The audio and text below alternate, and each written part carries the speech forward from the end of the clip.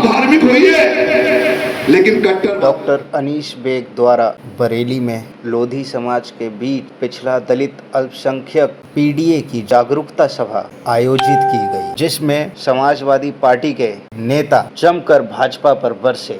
लोधी समाज के लोग आज आप लोग यहाँ कुर्सियों पर बैठकर हमारी बात सुन रहे हैं।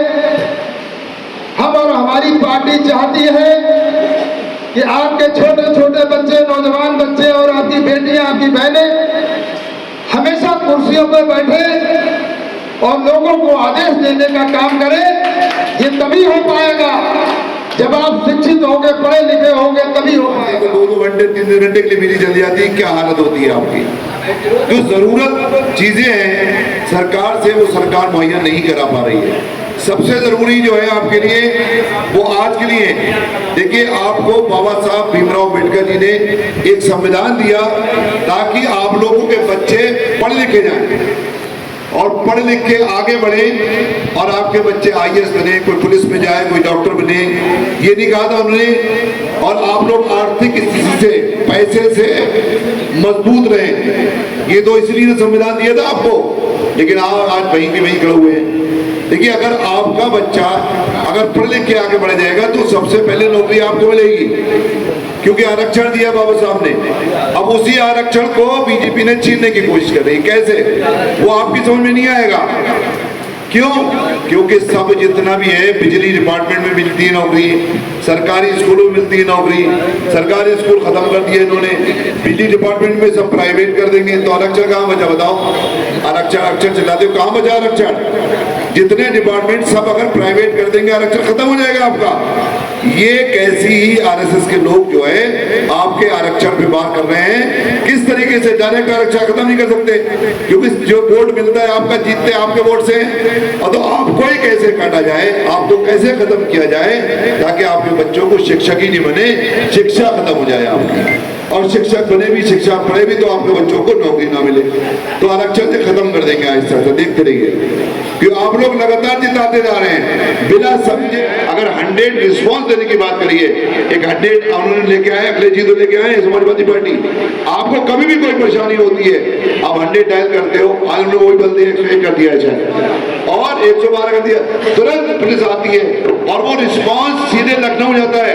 अगर आपकी नहीं सुनेंगे तो सीधे आपकी रिपोर्ट, अगर जो 100 नंबर डायल करते हो तो सीधे लखनऊ से कॉल आती है लोगों पुलिस के पास में। तो ये देने का काम किसने किया है?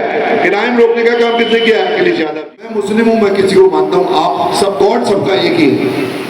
कोई सनातनी है, कोई इस्लामिक है, सबको मानना है। आप धार्मिक होइए लेकिन कट्टर बात मत करिए, कट्टर मत होइए। धार्मिक होना जरूरी है। क्यों जरूरी है? आपका हिंदू होना जरूरी है। क्यों जरूरी है? सनातन धर्म को मानना जरूरी है। क्यों जरूरी है? क्योंकि आप बुरे कामों से बचते हैं, आप गॉड को मानते हैं, किसी रूप में मानते हैं। मेरा भी धार्मिक होना जरूरी है। मैं भी गुनाहों से बचूंगा, बुरे कामों से बचूंगा, इसलिए धर्म को मानना जरूरी है।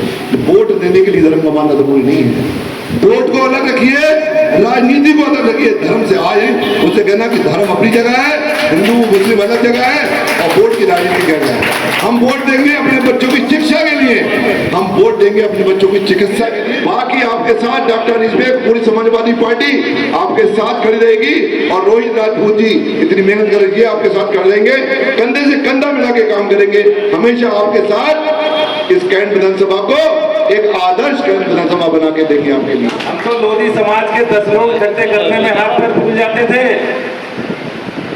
कि हम लोधी समाज को कैसे समाजवादी पार्टी से जोड़ें, लेकिन आज इतनी बड़ी संख्या देख के ऐसा लगा है कि अब समाजवादी पार्टी की सरकार आ गई। एक दिन के लिए आप हत्या कर लो तो जो लाला बनिए बैठे, हाथ में हाथ धरे बैठे रहेंगे, इनसे बोरी हिलेगी, इनसे बोरी नहीं हिलेगी। ये आपकी ताकत है, आप मेहनत करते हो, फायदा वो उठाते हैं, फायदा वो उठाते हैं, उठाई के पैसे। इसलिए आप अपनी ताकत को पहचानो। पूरी समाजवादी पार्टी का एक एक नेता और कार्यकर्ता आपके कंधे से कंधा मिलाकर आपका साथ देगा और किसी भी हाल में आपका उत्पीड़न नहीं होने दिया जाएगा। कई बुनियादी बातें रोहित जी ने भी बताई, आपको जिला कलेक्टर जी ने भी कई चीजें बताई, अभी हमारे अन्य वक्ताओं ने भी बताई। लेकिन लोधी समाज के लोग आज आप लोग यहाँ कुर्सियों पर बैठकर हमारी बात सुन रहे हैं। हम और हमारी पार्टी चाहती है कि आपके छोटे छोटे बच्चे, नौजवान बच्चे और आपकी बेटियां, आपकी बहनें हमेशा कुर्सियों पर बैठे और लोगों को आदेश देने का काम करें। ये तभी हो पाएगा जब आप शिक्षित होंगे, पढ़े लिखे होंगे, तभी हो पाएगा। हमारा देश पहला ऐसा देश है जहां सोने और हीरे पर तो 3% का टैक्स है, लेकिन हमारे यहाँ जो कलम, दवात, कापी, पेन है, इस पर 18% टैक्स दिया जाता है। ये सरकार चाहती नहीं कि हमारे आपके बच्चे पढ़ लिख जाएं।